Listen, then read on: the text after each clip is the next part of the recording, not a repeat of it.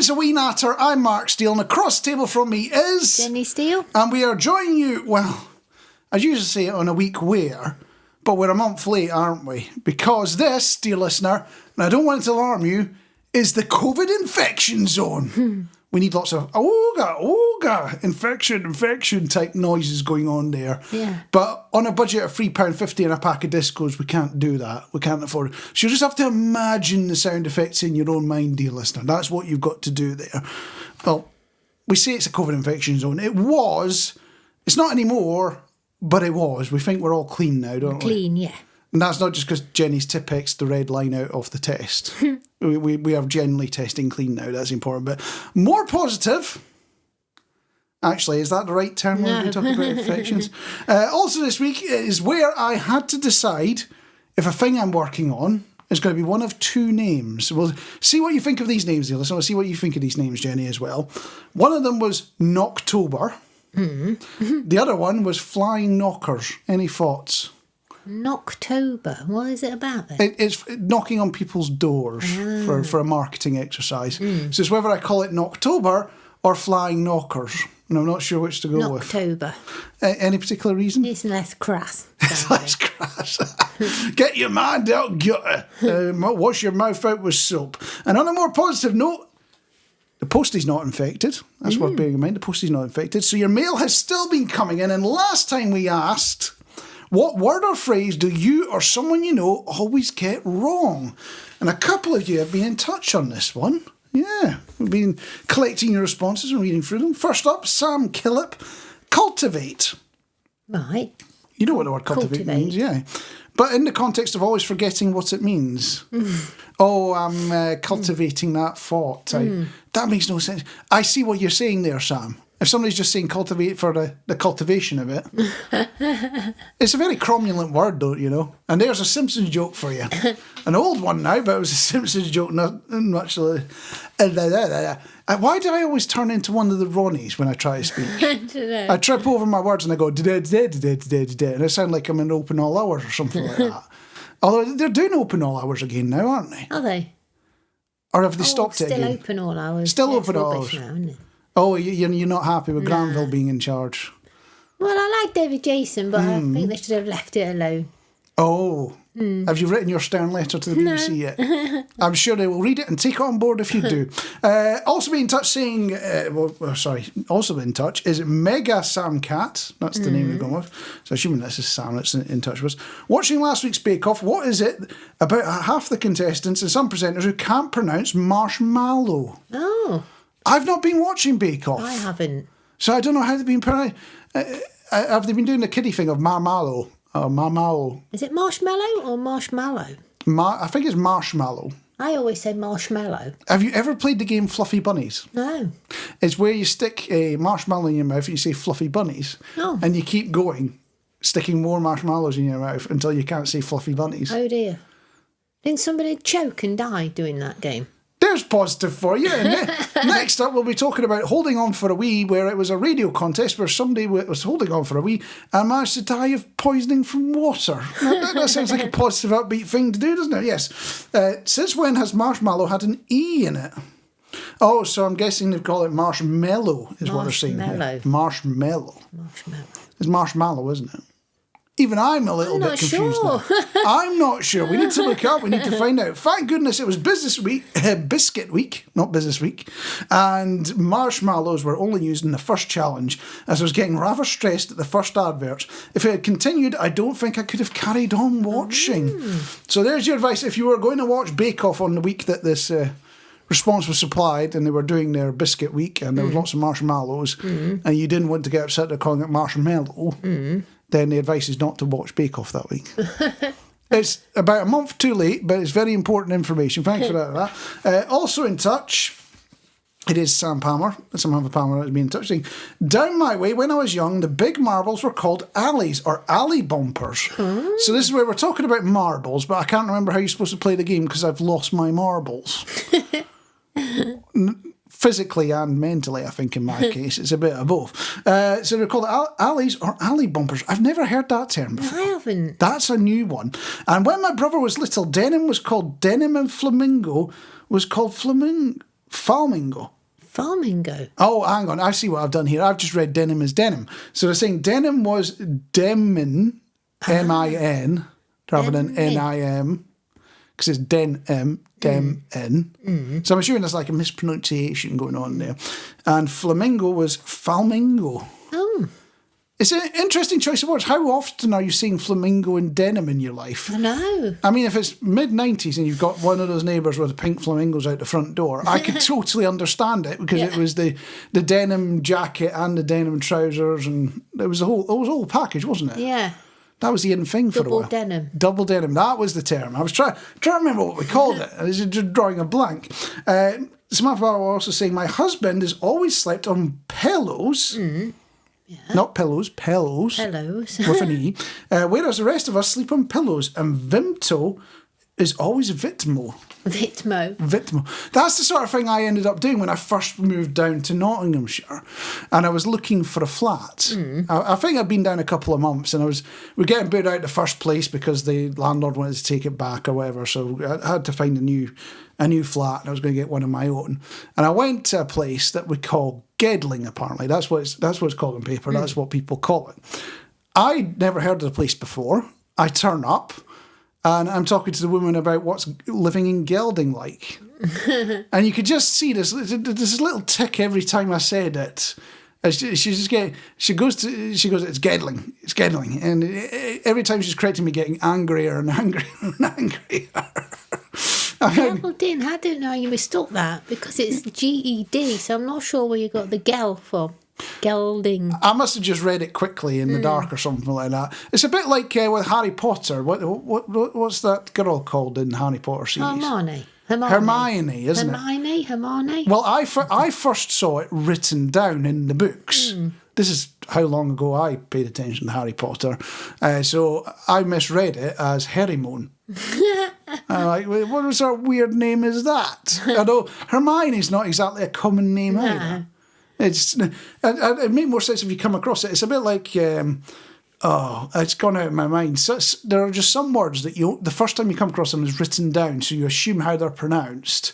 And then you say them out loud, and it's like, oh my God, did I get it wrong? It feels like one of those ones there. Also been in touch. Oh, this looks like it's quite a lot going on here, and I think this is... Matthew? I think it's Matthew, yes. Because he starts with Hiya Sooty and goes on about reefs and things like that as well. Also in response to the most recent Wee Natter, I can confirm that ball bearings, whom I'm referred to, are used when playing marbles and were called steelies. So we've had them called alleys and they're called steelies now as well. So it's a bit of both. Maybe we should have a competition. Yeah. Or maybe it's one of those words, a bit like rolls and baps and things like that. It sort of divides the country. Because Matthew's from Scotland, isn't he? Yeah, it's like Scottish saying. Do you call your meal in the evening tea, dinner or supper? You can draw a map around the country and you can almost tell where somebody's from based on which of these words they use. And how they pronounce bath is the other one. Where there's an R in it. It's not an R. All that. It feels a bit like that. So Steelies versus, what was it, Alice? Alice. Yeah. Also, I never encountered anyone saying would have instead of would have. But just a couple of days after your last episode, sorry, Matthew. We've put you onto it. You're aware of it now. It's going to eat away at you every time. Congratulations. I received a text message with someone saying I'd have instead of I'd have. So Mark is right. It is a thing. It's not very often I'm right. So I'm going to take this as a brilliant win. That's what I'm going to do. Also, with regards to waking up and finding rubbish strewn across one's garden, road, etc. Yeah. So this is the woman that woke up and there was a massive pile of rubbish had been dumped outside her front garden. Yeah. I had a thought about landfill and removal of rubbish mountains. Now that we have billionaires investing in the space race... Okay, this is getting interesting now. Couldn't we fill rockets with tons of our non-biodegradable rubbish and rather than wait for it to go into the sea, we could fire it into orbit on a collision course with the sun? We wouldn't need to have overly big rockets to fly into the sun quickly, just enough to get into space and then a little nudge in the direction of the sun and let gravity do the rest. So I love the idea of it just taking years and years and years for your rubbish to slowly crash into the sun. And if billionaires won't do it, could it be made into a working business model? Go to the IMF or World Bank and say, pay us billions to dispose of the world's rubbish, then start filling our rockets. Or if it's too expensive, just dump it on the dark side of the moon. Who would know? I like the thinking there for the cost cutting when it inevitably goes wrong and we can't afford to actually send stuff into the sun. But I do see a couple of slight problems with this one.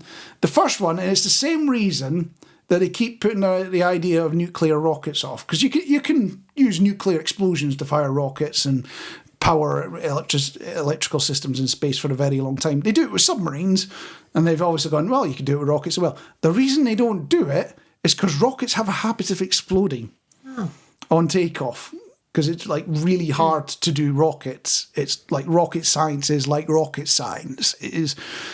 Go speak to Elon Musk about it. He keeps blowing things up all the time. He doesn't want to. He just keeps blowing them up. He's paying people huge sums of money to not make things blow up. They still blow up. So imagine it's full of nuclear material, or even more scary, your rubbish. It's on takeoff, gets about 10 seconds in, something goes wrong, kablowy, your rubbish is strewn across half of England. There's a slight issue with it. But I think otherwise it is a cunning plan. If we get the reliability of rockets up, it'll be fantastic. Yeah. And the other one is if we start sending too much rubbish to the sun, does it start to get a bit of a whiff on it as well? Yeah.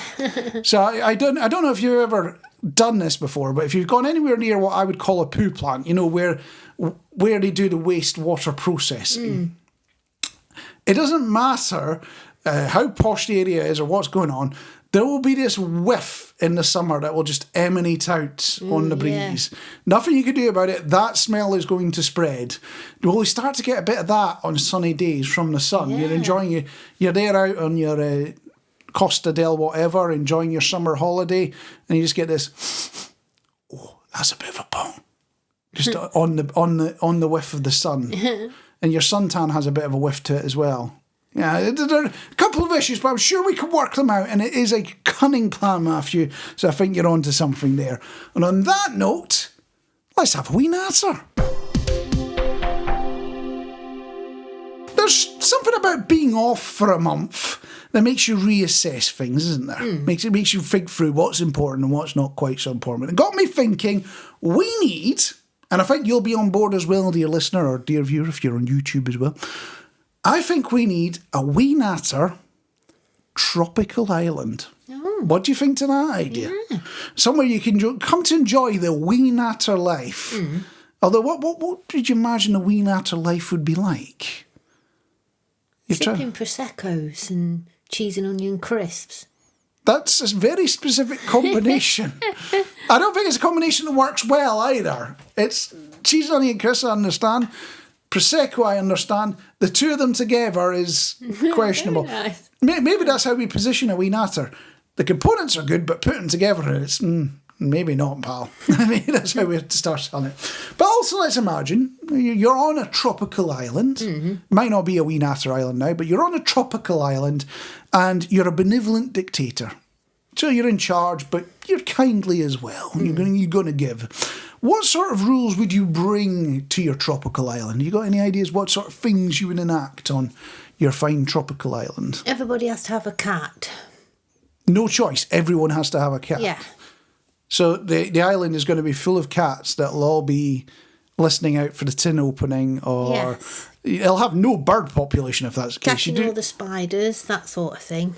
So I'll have no spiders, I'll have no birds. No bugs or anything like that. That'll be ace. The ecosystem will be a horrible mess. So you'll be relying on shipping food and things in. All right, fair enough. Nobody needs spiders. Nobody needs spiders. Is that your final decision on that one? Yeah. So we get rid of the spiders, we get rid of Charlotte's Web, we get rid of Spider-Man. You happy for all these things to go? Yeah. Wow. I don't think you'd go that far. This is serious dictator stuff. This isn't benevolent dictator stuff. This is serious dictator stuff. Although, I'll admit, this might be a little bit of a backup plan for what, we were talking in previous episodes about when I become Prime Minister. That's not going to happen. So we're working on the tropical island idea instead. So this is a bit of workshopping about how we're going to operate this island. But I have come up with a few ideas myself. Weekends are now 3 days long. Yeah, that'll do. Yeah. Mine are anyway. What? Yours are anyway? Yeah, Friday, Saturday, Sunday. You get every Friday off? Yeah. How did you land that one? Because I'm cool. Because you're cool. I will accept your own definition of cool there. Other people are allowed to assess cool on their own scale and make their own judgment there on that one. The other one I'd do is we want to make sure that the tropical island is on the international date line. And they get a line down the middle, and half the island is on one day and half the island is on the next day. That'd be wonderful, wouldn't it? So it'll be like Friday on one half of the island and Thursday on the other half. Yeah. How do you think that would go down? Well, I'd always want to be on Friday. So you'd... And then I'd hop back when the other side was... So you'd be trying to wangle, and you're already getting a 3-day weekend, and you're trying to wangle an extra day out of it You already. just keep hopping backwards and forwards. So when the other one was Friday, the other one was Saturday, could you keep hopping back so your Friday would always be the start of your 3-day weekend? You've got it all worked out, haven't you? You are very keen that you're going to get 2 Fridays here. That's what you're after. And my final one, as we've been thinking through these ideas, is definitely jail time for people who stop in doorways or at the end of escalators. I'm sorry, if you do that, I totally understand. You've come into a new room, and it's a bit like when you walk into the kitchen and you go, why am I in the kitchen?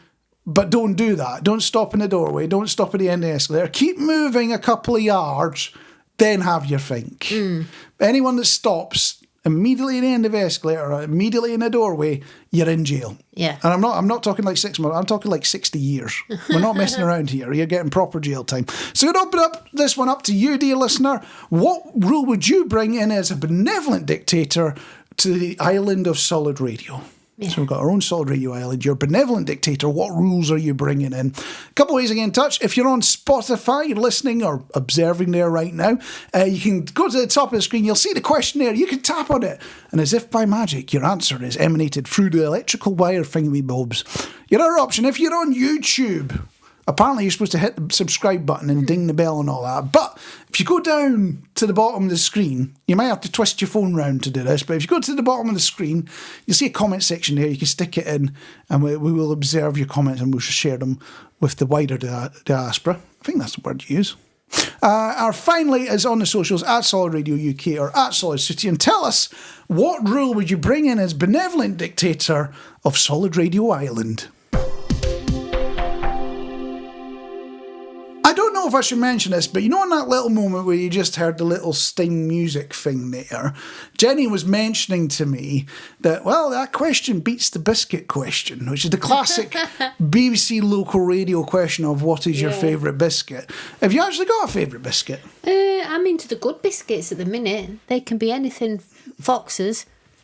So just anything with a fox written on it? Yeah, the good biscuits. So if the 20th Century Fox, the film company, did biscuits, they would be the good biscuits, would they? Depending on what's in them. I mean, I've got chocolate orange chip on the go at the minute. I've got white, proper chocolate, I don't know if you call them like a chocolate ring or something, solid chocolate in white I picked up today. I haven't tried them yet. I'm expecting a couple of visitors over the weekend. Ooh. I've got the good biscuits in for them. They know who they are. What, the good biscuits or the people that are coming? People that are coming up to see Sooty, really. They're not coming to see me, they're coming to see Sooty. They're coming to see your cat. Well, to be fair, I don't know if we should be admitting this on this fine podcast, but we did end up doing, what was it, a couple 100-mile round trip to see a statue of a cat being unveiled. Yeah, and if you follow Sooty's page, they'll know all about this. Sainsbury's, a.k.a. Garthy. We went to Ely, didn't we, to the unveiling of the bench and the statue.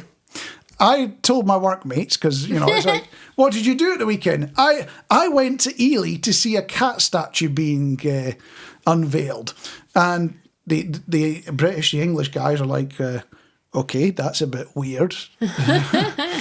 Then realise they made statues for cats. It's a very Egyptian type thing, isn't it? And then you've got the guys who are Ukrainian and Belarusian and things like that we've got working for us, and they're just sitting there thinking, what is this guy on about?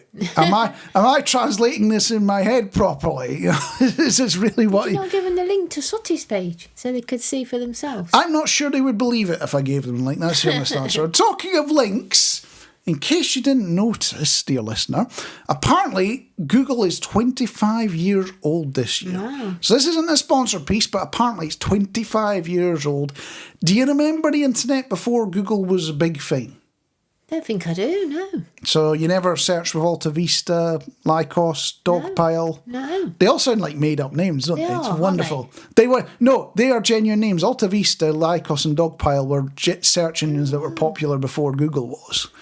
And it's what we used to use to find things on the internet. What about the Foxes of Fire? Firefox spun out of Netscape Navigator. That's how, the fact that I know that gives away how old I am. But the other things that you might be more familiar with, so I've been looking at older technologies from the sort of turn of the century, turn of the millennium stuff. LimeWire, Kazaa, eDonkey, any of those names ring bells? LimeWire. Any particular reason? I didn't used to use it. I'm not incriminating myself. I just heard of it, that's all. Oh yes, used to be a cunning way to find music and videos and things like that, and lots of viruses. I remember there was lots of things that shouldn't have been executable, but were executable and made a mess of your computer.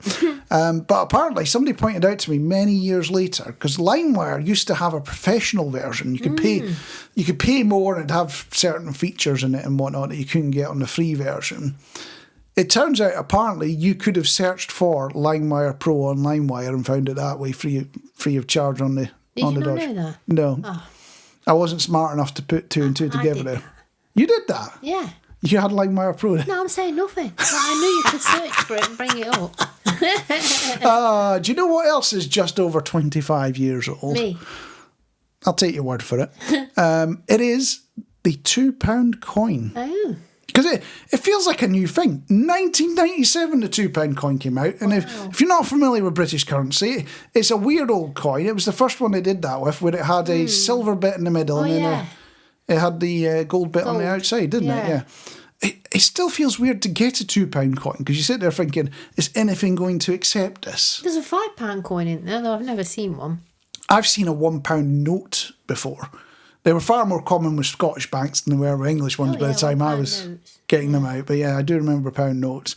On the upside, the smoking ban, apparently 16 years old this year. Oh, good. Yeah. I saw an old BBC clip about that, actually. And it was people being interviewed outside a bingo hall just before the ban came into effect. And it's all these older women talking about, pensioner age type stuff, all sitting there chain smoking away between their... Is it rounds of bingo you call it?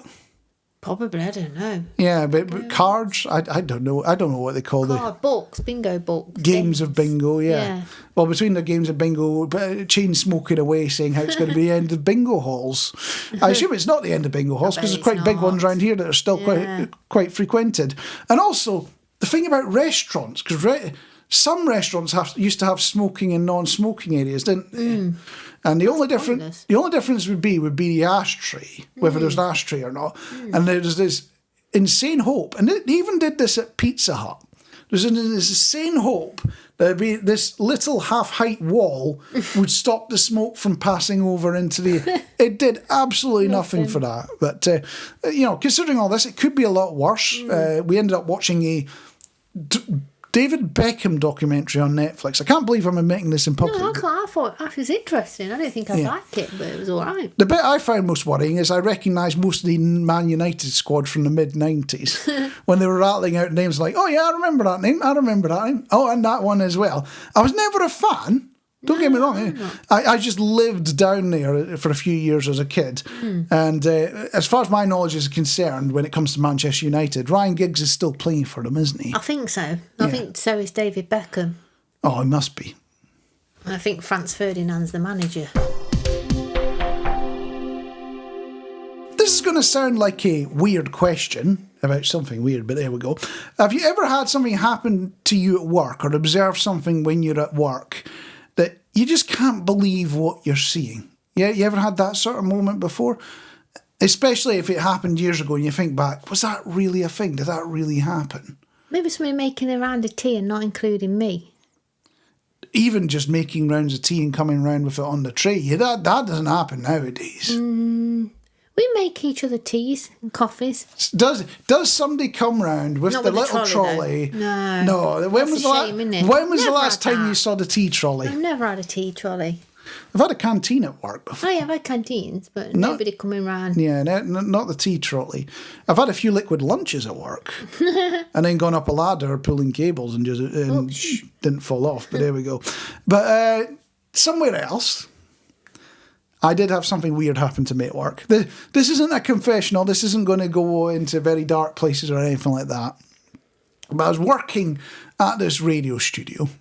She's probably giving too much away, but if I told you it was anywhere else, you definitely wouldn't believe this story.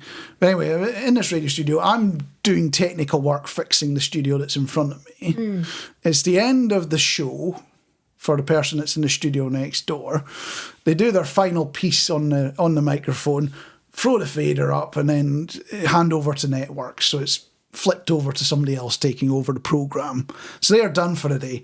They've finished, hang their headphones up, swing round in the chair, and this woman in a full nurse's get-up walks towards them. This isn't going anywhere dark. This isn't going into weird and wonderful fantasies or anything like that. So this woman in a first full nurse's get-up walks up, whips out this needle, and injects him in the face with Botox. Oh, my God. I'm not going to share names. I'm not even going to tell you where this happened. I'm not going to let you figure all that stuff out. But I remember seeing it happen and thinking, did that really? Did that seriously just happen? Even now, many, many, many, many, many years later, I think back to that and go, that can't have been real. Does it still having Botox? It's quite possibly. And in fact, I talk about not sharing names. I'm sure I could have got a few quid from News of the World for that sort of thing. Yeah. But it's a very long time ago now. I don't think they meant my story nowadays. Although it was a strange place, that place that it happened. Because it used to have a chap that every couple of years, he didn't take well to said radio station existing. Would turn up with a hammer, smash people's cars up, get arrested, get a banning order that said basically you're not allowed to be within so close with this place for 2 years.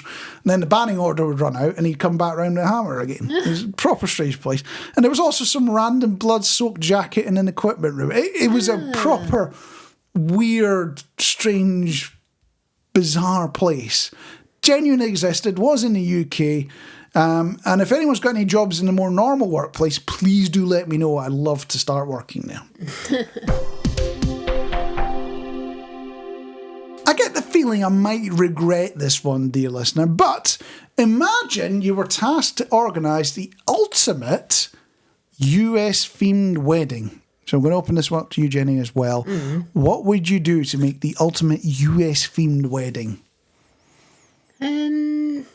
What comes to mind when you think America? The flags, I guess. The colours, red, white and blue. The music. Yeah, so I'd definitely be thinking about banjos, line dancing. I'd probably get a New York cab there so you can say, I'm walking here, in a very bad accent, and you get your nice photos out of it. Get an Elvis impersonator. Young or old, it doesn't matter so long as it's not when he died. I don't think that would go down well if you've got an Elvis impersonator sitting there on the toilet eating hamburgers. I don't think that would be the way. But the reason I bring this up is apparently there's this wonderful German couple who live in the United States and love life out there, decided to go for the ultimate US-themed wedding. So they do the ceremony, and then afterwards, they go somewhere that you get food. Where do you think they went? Burger King. No. McDonald's. They turned up to McDonald's. Talking of McDonald's, do they still do kids' parties there? I don't know. I've not seen one for years. They were clowns. It's scary, isn't it? Does the clown even still exist? They've kind of forgotten the clown was a thing. They've kind of gone off the clown a bit. It's scary. And the Hamburglar. They're all scary people to look at, aren't they? Well, you say scary people. Apparently, the purple blob, who I looked up, is called Grimace, apparently. Grimace? It does make you grim. Apparently, he rocked up to this this couple's little wedding feed at McDonald's. And it got me thinking, we must have done the catering wrong at our wedding. Haggis, neeps and ties? Nah. Hamburgers, that's the winner. I'm getting a proper look here. It means I'm going to be in serious trouble, dear listener. unfortunately, that was a wee natter. I was Marc Steele, and across the table from me was... Jenny Steele. And one of... two things we'd ask you to do. One of them is that if you're listening to this, or whether it's on your podcatcher of choice or you're viewing it on YouTube or whatever, the important thing to do to make sure you get these fine podcasts delivered to you every time it emanates into the world is to hit the subscribe button. There must be one on whatever platform you happen to find this fine thing on. Hit that subscribe button. If there's a bell dingy thing as well, do that as well. You do not want to miss out. The other one is when you're out and about, you're going around your normal business and you drop in by your local spider hunter. You're telling them about your little infestation and you go, oh, by the way, while you're there, stick a wee natter on the podcast. You might enjoy it. And talking about a wee natter, I don't know if I should be telling you this. This is secret squirrel stuff. It's not even 100% confirmed. But I do want to share it with you. Yeah. Should I share it? Yes. What is it? A wee natter... Yeah. may be coming back to the radio. Is it? It may become not just a podcast, Am I in it? but a radio show as well. Well, it's a wee natter. That's all right then. I can natter to myself and to you, dear listener, but I'm sure you want to hear the full package there. It's not 100% confirmed, but it is something that's in the works.